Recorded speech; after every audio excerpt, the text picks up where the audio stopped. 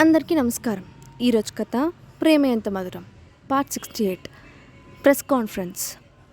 ఇక స్టోరీకి వెళ్తే, వరుణ్కి సపోర్ట్గా కరణ్ సోషల్ మీడియాలో పోస్టింగ్స్ పెట్టడంతో అవి క్షణంలో వైరల్ అయ్యాయి. అందరూ కరణ్ చేసిన పోస్టింగ్స్ కింద నెగిటివ్ కామెంట్స్ పెట్టడం మొదలుపెట్టారు. స్నేహ కూడా ఒక ఆర్టిస్ట్ మేనేజర్గా తన అభిప్రాయాన్ని రిలీజ్ చేస్తూ తన సపోర్ట్ వరుణ్కి అని పోస్ట్ చేసింది. అనూహ్యంగా ఆమెకు కూడా నిరసనలు సెగ తగిలింది. ఒక ఆడదాని వయ్యుండి ఆడపిల్లలకు సపోర్ట్ చేయకుండా ఆర్టిస్టులకు సపోర్ట్ చేస్తున్నావా అంటూ తిట్టడం మొదలుపెట్టారు. వస్తున్న నెగిటివ్ కామెంట్స్ అన్నిటినీ చూస్తున్న హాస్ని కంగారు పడుతూ, మేడం ఇదంతా ఏంటి? ఈరోజు కరణ్ గారి పోస్టింగ్స్ మీ పోస్టింగ్స్ కింద నెగిటివ్ కామెంట్స్తోనే ఇంటర్నెట్ వైరల్ అయిపోయింది. ఇలానే జరిగితే ఇప్పటి వరకు మనం కష్టపడి పెంచుకున్న ఇమేజ్ మొత్తం క్షణంలో బూడిదైపోతుంది అని ఆందోళనగా అంది. అప్పుడు స్నేహ నమ్మకంగా, నువ్వేం భయపడకు, ఈ కామెంట్స్ అన్నీ కొంచెం సేపటి వరకు భరించాలి, ఆ తర్వాత ఏం జరుగుతుందో నువ్వే చూస్తావు అని అంది. దాంతో హాస్ని సరే అంటూ తల ఊపింది. కాసేపటికి గోల్డెన్ స్టార్ కంపెనీ తరఫున ఒక హోటల్లో వరుణ్ ఏర్పాటు చేసిన ప్రెస్ కాన్ఫరెన్స్ మొదలైంది. Print media, electronic media, social media reporters అందరూ అక్కడికి చేరుకున్నారు. ప్రస్తుతం వరుణ్ మీడియాలో హాట్ టాపిక్గా ఉండడంతో ఎప్పటికప్పుడు న్యూస్ను హాట్గా వడ్డించడానికి వాళ్ళంతా రెడీగా ఉన్నారు. అలాగే వరుణ్ డైరెక్ట్గా అక్కడికి వస్తున్నాడని తెలిసి ఆ విషయంపై ఇంట్రెస్ట్ చూపించే కొంతమంది జనాలు కూడా అక్కడికి వచ్చారు. కరణ్ హాస్నిలతో కలిసి తన క్యాబిన్లో టీవీ ముందు కూర్చొని లైవ్ టెలికాస్ట్ను చూస్తూ ఉంది స్నేహ. అప్పుడు మీటింగ్ హాల్లోకి ఎంటర్ అయ్యాడు వరుణ్. అతని వెనకే అతని మేనేజర్ కూడా ఫాలో అయ్యాడు. హాల్ చుట్టూ సెక్యూరిటీ గార్డులు కూడా ఉన్నారు. అప్పుడు తార తండ్రి పట్టాభి కూడా ఆ హాల్లోకి వచ్చాడు. బ్లాక్ సూట్లో స్టేజ్ పై నుంచొని ఉన్న వరుణ్ అతన్ని దూరం నుండే చూశాడు, కానీ సైలెంట్గా ఉన్నాడు. మరో 2 నిమిషాల్లో ప్రెస్ కాన్ఫరెన్స్ స్టార్ట్ అయింది. రిపోర్టర్స్ అందరూ ఒక్కసారిగా తమ ప్రశ్నలు సంధించడం మొదలుపెట్టారు. వరుణ్ గారు, ఈ సంఘటన గురించి బయటకు తెలిసిన దగ్గర నుండి మీరు కనిపించలేదు అంటే అర్థం ఏంటి? మీరు దీన్ని అవాయిడ్ చేయడానికి ట్రై చేస్తున్నారా? ఇన్ని రోజులు సేవా కార్యక్రమాల పేరుతో మీరు చేసిన పనులన్నీ ఇలాంటివేనా? మీరు నిజంగా చిన్నపిల్లల్ని ఇష్టపడతారు కాబట్టే మీకు ఇప్పటి వరకు గర్ల్ ఫ్రెండ్ లేదా అని రిపోర్టర్స్ ప్రశ్నలు అడుగుతూ ఉండగానే వారిలో ఉన్న కొంతమంది ఆవేశంగా పైకి లేచి, వరుణ్, మీరు ఇలాంటి పనులు చేసి ఇంకా ఎలా బయట తిరుగుతున్నారు? మీకు మనస్సాక్షి లేదా అంటూ అక్కడున్న జనాల నుండి ఒకరు ఆవేశంగా ప్రశ్నించారు.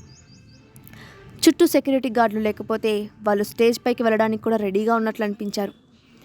వాళ్ళ ప్రశ్నలన్నీ వింటున్న వరుణ్ కూడా మౌనంగా నిలబడి ఉన్నాడు. నిజానికి అతనికి జరుగుతున్న అవమానానికి లోపలే భూమిలోకి కూరుకుపోతున్నట్లు అనిపించింది.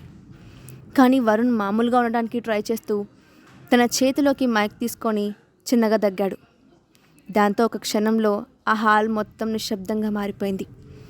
అప్పుడు వరుణ్ వాళ్ళందరినీ చూస్తూ, నేను మీ అందరి ప్రశ్నలకు ఆన్సర్ చేయగలను, కానీ దానికన్నా ముందు తారా తండ్రి పట్టాభి గారిని స్టేజ్ పైకి రావాలని కోరుకుంటున్నాను అన్నాడు. ఆ మాట వినగానే అక్కడ ఒక్కసారిగా గుసగుసలు మొదలయ్యాయి. వరుణ్ ఏం చేయడానికి ట్రై చేస్తున్నాడో ఎవరికి అర్థం కాకపోవడంతో అందరూ ఒక్కో రకంగా ఊహించడం మొదలుపెట్టారు. దాంతో స్టేజ్ కింద ఉన్న పట్టాభి వరుణ్ వైపు చూసి ఎగతాళిగా నవ్వుతూ గర్వంగా పైకి వెళ్ళి, నువ్వు ఒక మానవ మృగానివి, ఇలాంటి పని చేశాక కూడా ఇంకా ధైర్యంగా వచ్చి నాతో మాట్లాడాలనుకుంటున్నావా? నీ వల్ల ఈరోజు నా కూతురు హాస్పిటల్లో పడి ఉంది, ఇంకా నువ్వు నాతో ఏం మాట్లాడతావు అని ఆవేశంగా అడిగాడు. అతను కావాలనే వరుణ్పై మాటలు దాడి చేస్తూ తన కూతురు పరిస్థితి దయనీయంగా ఉందని చెబుతూ అక్కడ ఉన్న వాళ్ళ సానుభూతి పొందడానికి ప్రయత్నించాడు. అప్పుడు వరుణ్ కూల్గా, ఓకే పట్టాభి గారు, కానీ ఇప్పుడు మీరు నాపై చేస్తున్న ఆరోపణలన్నీ మీరు నిరూపించాల్సి ఉంటుంది. ముందు నా ప్రశ్నకు సమాధానం చెప్పండి. మీ కుటుంబం కష్ట సమయంలో ఉన్నప్పుడు నేను మీకు హెల్ప్ చేశాను కదా, అలాంటి నాపై మీరు ఇలాంటి ఆరోపణలు చేయడానికి మీ దగ్గర ఏదైనా ఆధారం ఉందా అని అడిగాడు.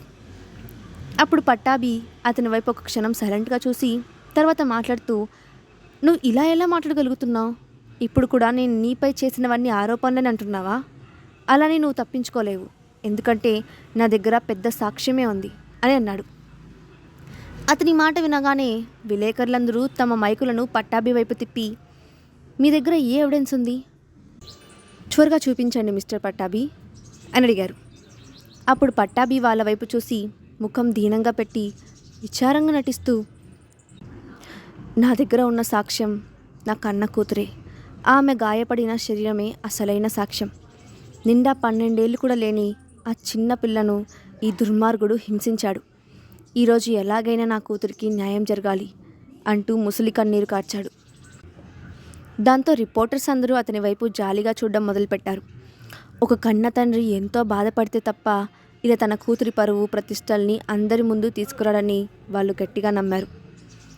అతని మాటలు విని వరుణ్ అసహ్యంగా చూస్తూ, అసలు వీడు ఎలాంటి తండ్రి, ఒక చిన్నపిల్ల భవిష్యత్తును ఇలా నాశనం చేస్తున్నాడు అని లోపలే అనుకొని తన కోపాన్ని కంట్రోల్ చేసుకుంటూ, ఓకే మిస్టర్ పట్టాభి, మీరు చెప్పింది కాసేపు నిజమని అనుకుందాం, కానీ నాకు ఒక విషయం చెప్పండి.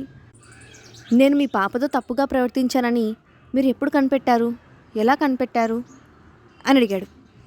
ఆ ప్రశ్నకు పట్టాభి రెడీగానే ఉండటంతో అతను వెంటనే, నేను వారం క్రితమే కనిపెట్టాను. నా కూతురు చిన్నపిల్ల, ఆమెకి ఏమీ తెలియదు, కానీ ఆమె తల్లి ఈ విషయాన్ని ముందుగా కనిపెట్టి నాకు చెప్పింది అని అన్నాడు.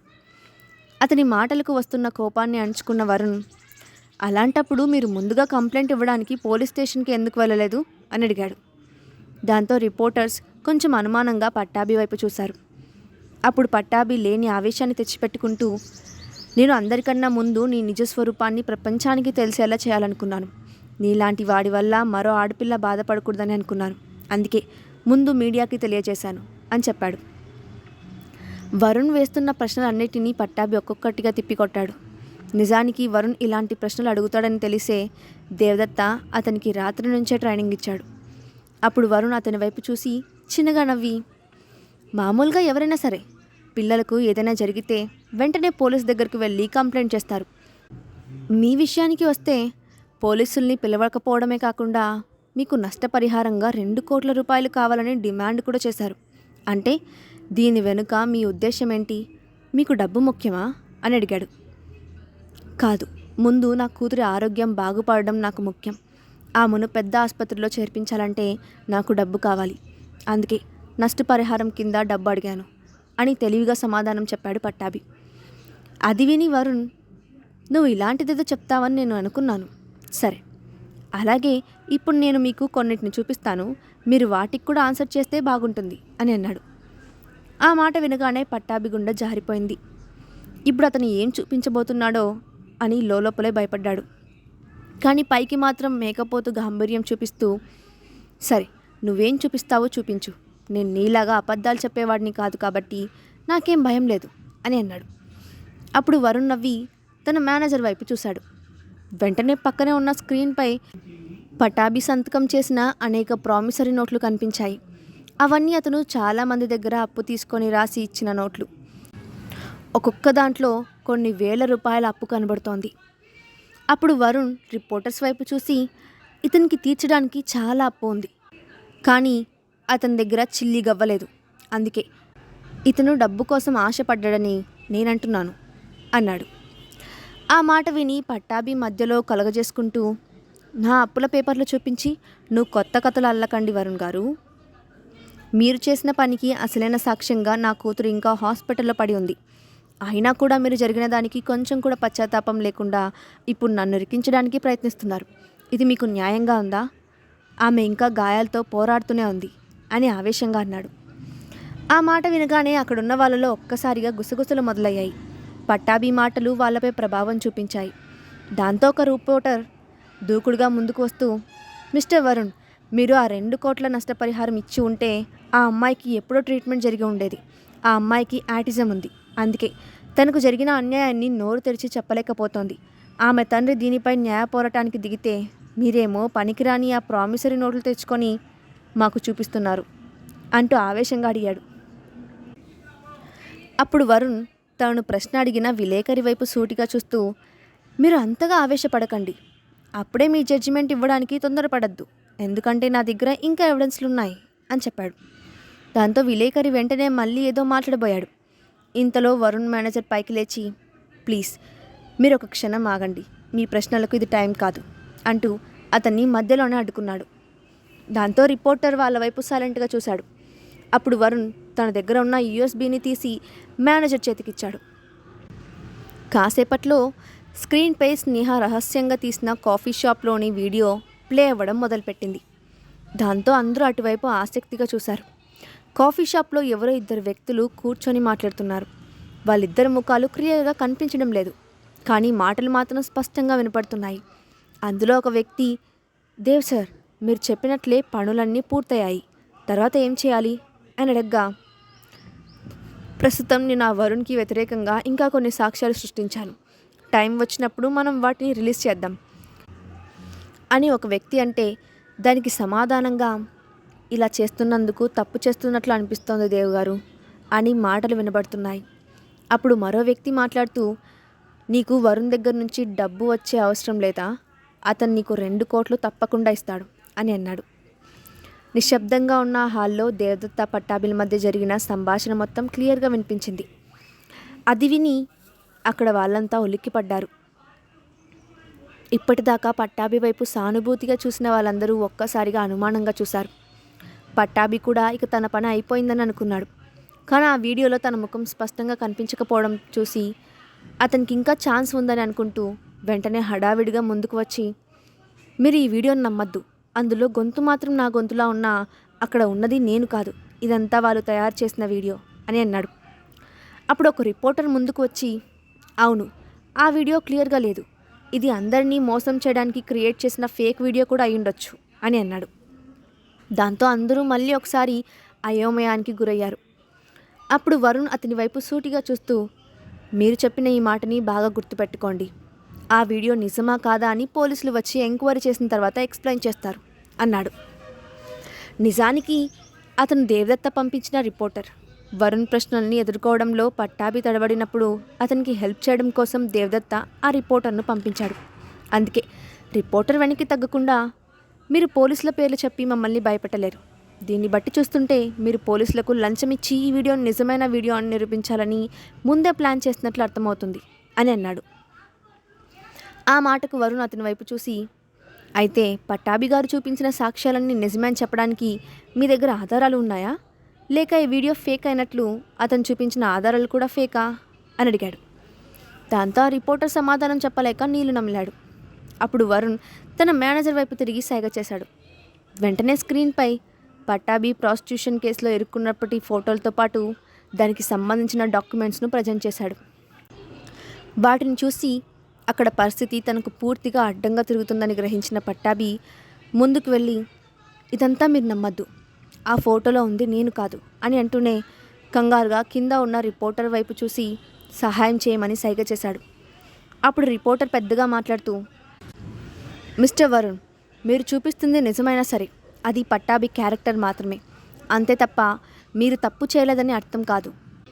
మీరు కావాలనే అందరి దృష్టిని మరల్చడానికి ఇలాంటి ట్రిక్స్ ప్లే చేస్తున్నారు. అప్పుడు మీరు చేసిన తప్పులన్నీ జనాలు మర్చిపోతారని అనుకున్నారు. మీరు నిజంగా చాలా మంచి ప్లాన్ వేశారు అని వెటకారంగా అన్నాడు. ఆ మాట విని వరుణ్, అతని మేనేజర్ ఇద్దరూ అతని వైపు కోపంగా చూశారు. ఆ రిపోర్టర్ అనవసరమైన ప్రశ్నలతో విషయాన్ని రాద్ధాంతం చేస్తూ ఉండడంతో ఇక తన చివరి సాక్ష్యాన్ని బయట పెట్టాలనుకున్నాడు వరుణ్. దాంతో మేనేజర్ వైపు చూసి, ఇక మనకు వేరే దారి లేదు, మనం ఇప్పుడు అసలైన ఎవిడెన్స్ను బయట పెట్టాల్సిన టైం వచ్చింది అని అన్నాడు. అది విని మేనేజర్ నవ్వుతూ, నేను ముందే చెప్పాను, ఈ మాటలన్నీ వీళ్ళు నమ్మరని. మనం ముందే ఎవిడెన్స్ బయట పెట్టినట్లయితే మనకి ఇలాంటి పనికిమాలిన మాటలు వినాల్సిన అవసరం వచ్చేది కాదు అని అన్నాడు. వరుణ్ ఆ మాటకు అవునని తలూపి, సరే, జరిగిందేదో జరిగిపోయింది, ఇప్పటికే లేట్ అయింది, ఆ ఎవిడెన్స్ బయటపెట్టు అని చెప్పడంతో అక్కడున్న రిపోర్టర్స్ అందరూ వాళ్ళు ఏ ఎవిడెన్స్ చూపించబోతున్నారో అని ఆత్రంగా చూశారు. వరుణ్ చూపించే సాక్ష్యం అతన్ని నిర్దోషిగా నిరూపిస్తుందా? పట్టాభి దేవదత్తుల ప్లాన్ బయటపడుతుందా? నెక్స్ట్ పార్ట్లో చూద్దాం. ఈ స్టోరీ అప్డేట్ ఎలా ఉందో కింద కామెంట్ బాక్స్లో మీ ఒపీనియన్ని షేర్ చేయండి. Thanks for watching.